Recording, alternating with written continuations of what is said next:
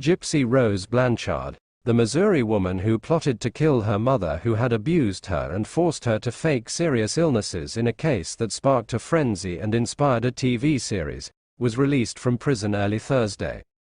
Blanchard, 32, was released from the Chillicothe Correctional Center at 3:30 a.m., the Missouri Department of Corrections said. She was granted parole and released 3 years before her original release date, a spokesperson said.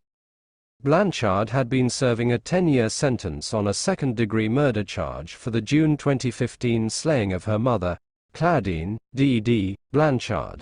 She had conspired to kill her mother with her then-boyfriend, Nicholas Godejohn, who fatally stabbed D.D. Blanchard as the daughter hid in the bathroom of her mother's home in Springfield, Missouri, the Springfield News Leader reported. Godejohn was sentenced in 2019 to life without the possibility of parole. The slaying sparked a media frenzy and inspired the 2019 Hulu series, The Act, and HBO's 2017 documentary film, Mommy Dead and Dearest. In court, prosecutors claimed that Blanchard's mother had Munchausen syndrome by proxy, a psychological disorder in which a caretaker either makes up fake symptoms or causes real symptoms to make the person they're caring for appear sick, often for attention, according to the National Institutes of Health. Blanchard testified that her mother took her to doctors all her life for various conditions, including leukemia and muscular dystrophy, and forced her to use a wheelchair and an oxygen tank that she didn't actually need. In an interview with talk show host Dr. Phil McGraw in 2017, she said her mother shaved her head and forced her to eat through a feeding tube.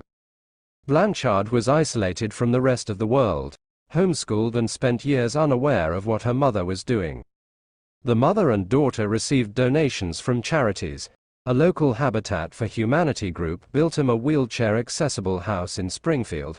They got a trip to Disney World, and met country singer Miranda Lambert through the Make-A-Wish Foundation, Ozarks First reported. Blanchard said she regrets her mother's death. "Nobody will ever hear me say I'm glad she's dead or I'm proud of what I did. I regret it every single day," she told People magazine in an interview for an upcoming cover story. "She didn't deserve that," Blanchard added. "She was a sick woman and unfortunately I wasn't educated enough to see that. She deserved to be where I am, sitting in prison doing time for criminal behavior."